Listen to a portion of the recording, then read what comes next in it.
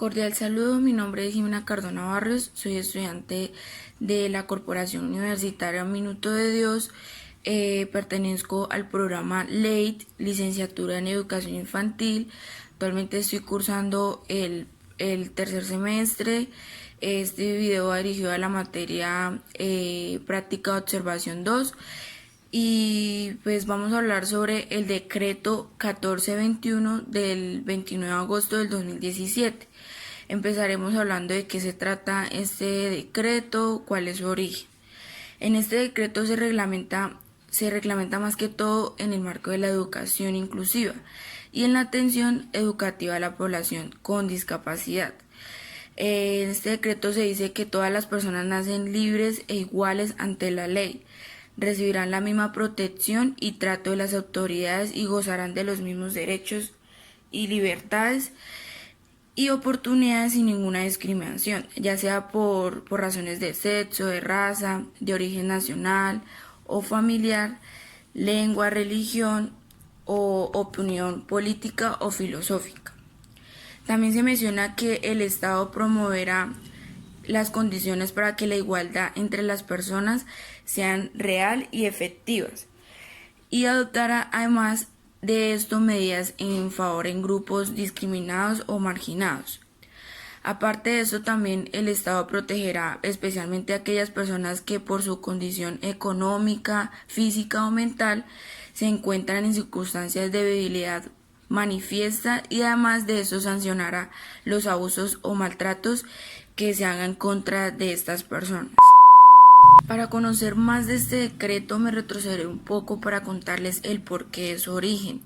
Entonces, en la Ley Estatutaria 1618 del 2013 establece el acceso efectivo de las personas con discapacidad de los diferentes derechos como educación, salud, vivienda, protección social, trabajo, transporte y cultura, centrándose en el cumplimiento del artículo 11, que específicamente habla que el Ministerio de Educación genera el decreto reglamentario educativo pertinente para las personas con discapacidad, con el fin de garantizar su acceso y permanencia para lograr así dar cumplimiento al derecho de la educación inclusiva. Y pues en busca de garantizar el cumplimiento del artículo 11, el Ministerio de Educación en conjunto en sus entidades adscritas como INSOR, que es Instituto Nacional para Sordos, e INCI, Instituto Nacional para Ciegos, fundaciones y organizaciones de la sociedad civil, inicia la construcción de este decreto reglamentario que tiene como finalidad lograr desde la educación formal y sus frentes tales como preescolar, primaria, básica media, básica secundaria y educación superior, y garantizar espacios pertinentes inclusivos. Pero en análisis de lo anterior, el Ministerio de Educación requiere la participación activa de secretarías de educación, instituciones educativas y familias para poder generar de manera articulada acuerdos y estrategias que aseguren educación inclusiva de calidad para las personas con discapacidad. Ya hablando un poco de qué es el currículo flexible, se dice que es el que mantiene los mismos objetivos generales para todos los estudiantes, pero da diferentes oportunidades para acceder a ellos, es decir, organiza su enseñanza desde la diversidad social, cultural, de estilos de aprendizaje de sus estudiantes, tratando de dar a todos la oportunidad de aprender y participar. Ya hablando un poco del DUA, que es Diseño Universal de Aprendizaje, se dice que es un modelo de enseñanza que busca eliminar las barreras en pos de aprender a aprender, considerando un modelo flexible y modificable que considera a todos los estudiantes sin diferencias alguna entre ellos, potenciando el desarrollo de las habilidades de cada uno de los estudiantes con el uso de distintas estrategias que apunten a la comprensión y aprendizaje de todos y todas. Este modelo de diseño universal de aprendizaje reúne un conjunto de principios fundamentales para desarrollar un currículum que le dé a todos los estudiantes igualdad de oportunidades para aprender, considerando también sus características particulares para el proceso de enseñanza-aprendizaje, como el que estas herramientas y fórmulas de acercar el currículum serán útiles para todo el alumnado. Para lograr esto se deben antes que nada eliminar el sesgo de categorizar a los estudiantes con o y sin necesidades educativas especiales, entendiendo que todos y todas tenemos una necesidad que es la de aprender, la de educarnos y especialmente considerando que todos somos distintos unos a otros. De la mano de este cambio de paradigma educativo, es clave capacitar y sensibilizar a la comunidad educativa completa, considerando que hay impedimentos que no se visibilizan por desconocimientos y prejuicios de los diferentes actores educativos y de la sociedad en general.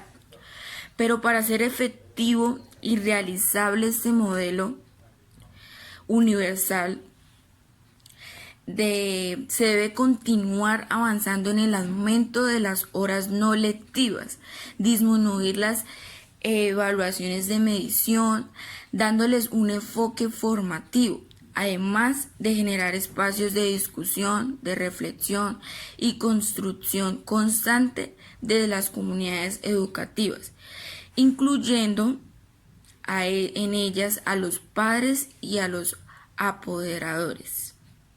Entonces, bueno, ahora hablaremos un poco de qué es el PIAR, ¿sí? Primeramente, estas siglas significan Plan Individual de Ajustes Razonables. Eso significa el PIAR. Algunas de las excusas más frecuentes que escuchan las familias al momento de exigirle a la educación inclusiva para sus hijos con discapacidad es que los colegios y los maestros supuestamente no están preparados, no tienen experiencias en inclusión, no fueron formados para esto, entre muchas otras. Entonces, estas excusas son muchas veces realidades. Los colegios no saben qué hacer y los maestros menos. Entonces, hay pocos niños con discapacidad en estas instituciones. En las facultades de educación, la exclusión y la diversidad son aspectos poco significativos en la formación de los maestros. Las excusas ciertas o falsas encubren el desconocimiento, la falta de creatividad, la falta de voluntad. Son siempre excusas y nunca justifican que un niño o una niña con discapacidad no esté en escuela regular. Entonces, hay una frase muy bonita que dice: se aprende a incluir incluyendo, se aprende a hacer ajustes razonables poniendo al estudiante en el centro, conociéndolos y siendo creativos para responder a sus necesidades. No existe una lista predeterminada de ajustes razonables y apoyos pedagógicos que un profesor o una profesora pueda tener y aplicar para todos los estudiantes. No hay un algoritmo que nos diga ante un diagnóstico médico qué hacer para que los niños y niñas con discapacidad aprendan. No hay una receta universal para todos. Todo lo contrario, la inclusión es un proceso hecho a la medida de la individualidad de cada estudiante, de sus capacidades y de sus necesidades. Por eso es que a los malos maestros no les gusta, porque les exigen su trabajo. Es por eso que este decreto 1421 de 2017 introdujo el PIAR, que básicamente es la herramienta más importante para materializar la inclusión. Le exige al maestro conocer a sus estudiantes y planear sus actividades, apoyos y ajustes razonables hechos a la medida de cada estudiante.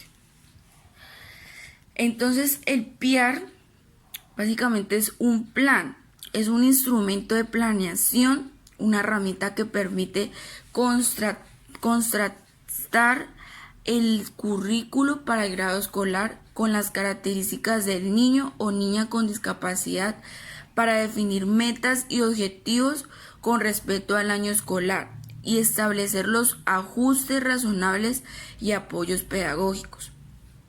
No es un currículo paralelo, es la adaptación del currículo a las necesidades y capacidades de los estudiantes con discapacidad.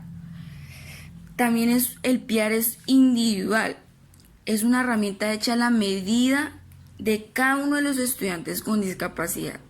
Es un error pensar que la misma versión del PIAR, con los mismos contenidos y ajustes para todos los niños y niñas con discapacidad, va a servir para algo. Todo lo contrario, para que el PIAR sea un documento vivo, debe corresponder a la realidad de cada niño o niña con discapacidad. Por eso se debe incluir una descripción de la persona, de su contexto familiar y social, los ajustes que se desarrollan, que funcionan y que no lo hacen. Entonces el PIAR debe ser elaborado por el docente del aula.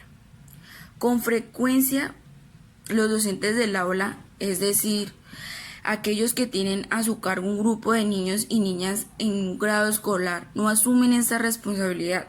Los docentes dicen que no saben de discapacidad y que por eso no hacen el PIAR. Están equivocados. El PIAR no es sobre la discapacidad, sino sobre la pedagogía y la didáctica, temas en los cuales son expertos. De manera errónea, algunos maestros creen que el PIAR debe hacerlo el docente de apoyo pedagógico o cualquier otra persona menos él. Nada más alejado de la realidad. Es el docente quien dicta la clase y tiene a su cargo los estudiantes quien debe crear y actualizar el PIAR. En el caso del bachillerato, el docente del aula responsable del grupo debe articular la elaboración del PIAR con todos los demás docentes del área. También se dice que el PIAR debe partir desde la valoración pedagógica. ¿Qué quiere decir eso? Que los documentos médicos, exámenes, historias clínicas y demás son importantes para saber el diagnóstico del estudiante con discapacidad y para saber qué tiene, pero sirven poco o nada para saber qué hacen en términos pedagógicos y didácticos. Casi nunca un diagnóstico le ha sido útil a un maestro para saber cómo enseñar y qué hacen en su salón de clases. El PIAR debe incluir la información de salud, pero no puede quedarse ahí. El PIAR debe incluir una valoración pedagógica que permita saber cómo está el estudiante en términos educativos, qué ha logrado, qué no, qué lo motiva, qué no lo hace. Bueno, ahora hablaremos un poco de cuáles son las responsabilidades que tienen los establecimientos educativos, ya sean públicos o privados. Entonces, deben, con el propósito de cumplir las obligaciones establecidas en la Ley 1618 del 2013 y en articulación con la respectiva entidad territorial certificada en educación, los establecimientos educativos públicos y privados deberán, primero, contribuir a la identificación de signos de alerta en el desarrollo o una posible situación de discapacidad de los estudiantes. También deben crear y mantener actualizada la historia escolar del estudiante con discapacidad. Tercero, proveer las condiciones para que los docentes, el orientador o los directivos docentes, según la organización escolar, elaboren los PIAR, que estábamos hablando. Garantizar la articulación de los PIAR con la planeación de aula y el plan de mejoramiento institucional. También debe garantizar el cumplimiento de los PIAR y los informes anuales de competencias desarrolladas. Hacer seguimiento al desarrollo y los aprendizajes de los estudiantes con discapacidad, de acuerdo con lo establecido en su sistema institucional de evaluación de los aprendizajes, con la participación de los docentes del aula, docentes de apoyo y directivos docentes, o quienes hagan sus veces en el establecimiento educativo. Establecer conversación permanente, dinámica y constructiva con las familias o acudientes del estudiante con discapacidad para poder fortalecer el proceso de educación inclusiva. También se debe ajustar los manuales de convivencia escolar e incorporar estrategias de los componentes de promoción y prevención de la ruta de atención integral para la convivencia escolar, con miras a fomentar la convivencia y prevenir cualquier caso de exclusión o discriminación en razón a la discapacidad de los estudiantes. También se debe reportar el IFES, los estudiantes con discapacidad que presenten los exámenes de estado, para que se les garantice los apoyos y ajustes razonables acordes a sus necesidades. Eso es todo, muchas gracias por su atención.